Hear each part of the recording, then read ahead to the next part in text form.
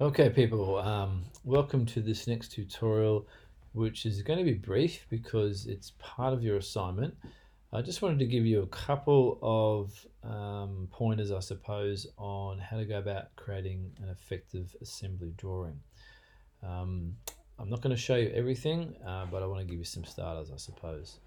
All right, so we've got your assembly here of your brake rotor, the the rim, the tire, the wheel nuts, and you're ready now to create the technical drawings or the engineering drawings. So the first thing you do after you've got those things open in that file is to come to model here, scroll down to it says drawing from design. That's the one you've got open. Let's make sure that we choose the KCC drawing template. Click on full assembly if it's not checked already, and then click on OK. Takes a little while, and while it creates the template, and then we can start to populate that with the pictures or the images that we need. It will default to a view. This view here, I suppose, is most likely going to become the sectional view for later on. So what I might do, I might just place it there on the screen at the moment and then click OK. We notice it's a scale of 1:10 at the moment. Then I'm going to select this view and then project a view off that, being the top view, like so. And then hit escape to get out of that. Oh, I hope. There it is, escape.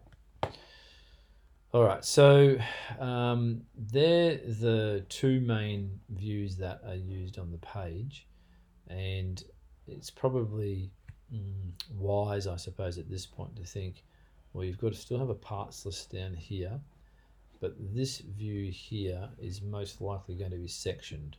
So the first thing I'd probably do is to change the scale of the view to make it larger on the page so you can actually see. But knowing that this is going to be sectioned, we can probably delete this view and then make this view larger. So click onto it and double click to then open its properties.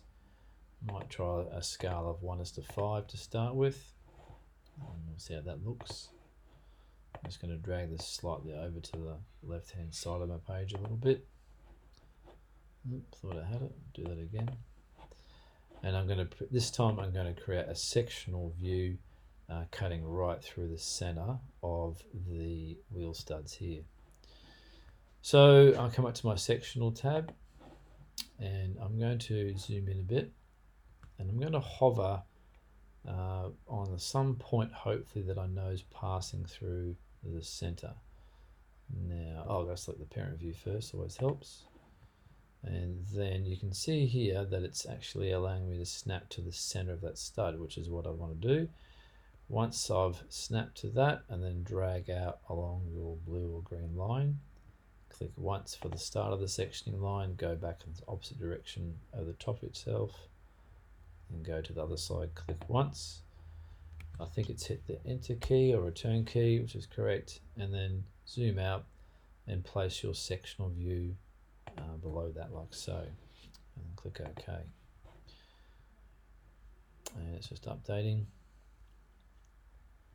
Any second now. It's doing a fair few calculations, and now we can see here is our sectional front view where we can see the brake rotor, the rim, the wheel studs, the relief and the tyre and so on. So to sort of complete this, I really don't like that AA label, so I'm going to get rid of that. We need to add the parts list, so a table. I'll bring this over here like we normally do. Double click on it to get rid of the description because that's already done. I tend to then position this in the bottom right hand corner, and then double click on it again and change the table direction from up to down. Makes more sense to me. You're reading it from the top down. And as you've done that, you can see here you've got the bomb balloons have appeared on the parts. Now, it would make more sense rather than the balloons to be pointing to parts on the top view, but actually to point them onto the sectional view where it's easy to identify them. So you simply then, let's choose number 3 first. Number 3 was the tyre, and grab this corner here and lock it onto the tie here in the sectional view. I can bring this in a lot closer to tidy things up. Whoops, that was a bit too close. Try that again. Oh, it's not being very nice to me.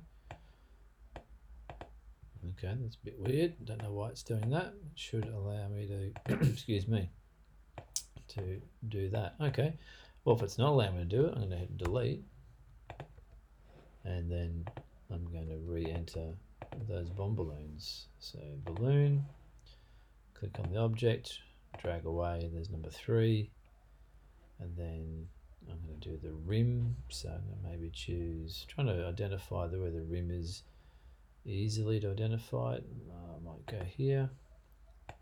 There's number 2, the brake rotor, number 1, and then the wheel nuts I'm going to pull out above like so.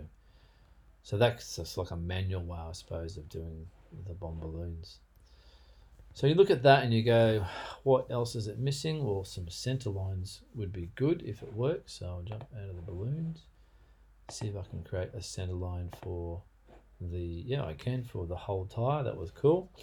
And possibly, I'm not sure if I can actually get a center line down the center here. I'd have to find my different center line technique.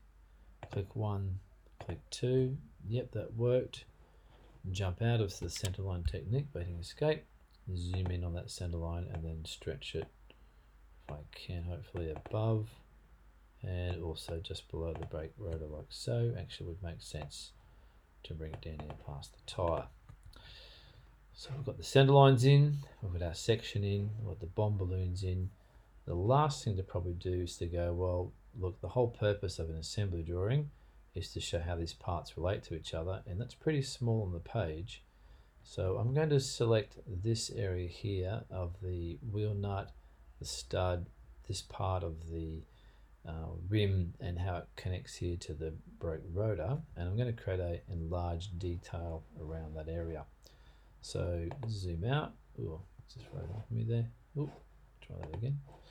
Zoom out, come up to detail view, zoom back in again. I'm going to click, maybe this might be the center there. Oh, parent view first, sorry.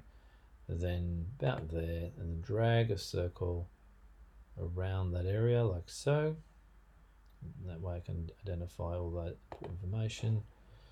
Zoom back out again, bit of a blank space up here, place the view. It's currently a scale of 1:4. I might make that 1:5. Actually, I might even go a bit bigger. I might go 1:10. Actually, makes it smaller. 1:2. Oh, why not? Let's have a look and see what happens. Let's zoom fit that. Yeah, and you can see here that it's probably a bit clearer as to the relationship or how these parts all fit together. Now, zooming in there, I can see I've actually got an issue in that being the brake rotor actually comes up into the rim here, and they are intersecting. So with that in mind, I would have to actually then go back to my rim and cut the back of this brake rotor out so that it was like a hollow in behind there. So there's a little challenge for you to solve with your assignment. You must make sure that the parts fit together and that they're not intersecting or hitting into each other. So all assembly drawings, 99% of them will always have a sectional view. In this case, this full section here. You could also do a half section where we just do AA. I'll just quickly show you how to do that. So I'll just delete this view here. I'll probably delete these as well, just because we've got rid of them. I'll get rid of that one and that one. So this time I'll just show you how to do a half section. So I'm going to project a sectional view again. I'm going to select the parent view, which is that one. I'm going to hold the center, hopefully, of this line here. Bring it out. Click once for there, once for the center. So hopefully I can find the center of that and the center of that, and then make them reference each other. I think that's it there. Might zoom in just to be sure.